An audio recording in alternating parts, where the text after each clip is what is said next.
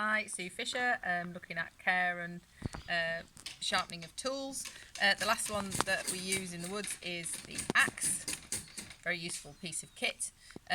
This axe has got a wooden handle and it's got a leather sheath, so we'd always keep the leather sheath on.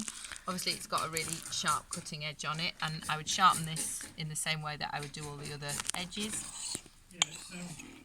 Again, this sharpening stone is a bit, might go towards the edge a bit more. It's got a dip in the middle.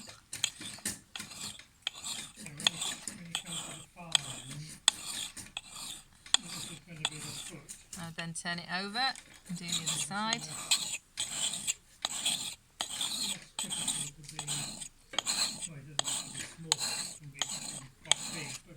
Again, it's really useful that this tool is kept sharp, because otherwise it doesn't cut first time, and then that's when people start hacking, which is never a good thing, is it? Yeah, let's go again on that side. And then I can just use this small one just to take off any burrs that you've created from the sharpening.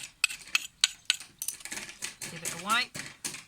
Might give that one an oil, might give that a little squirt, and then put it back in my case, leather case. Wrap it round.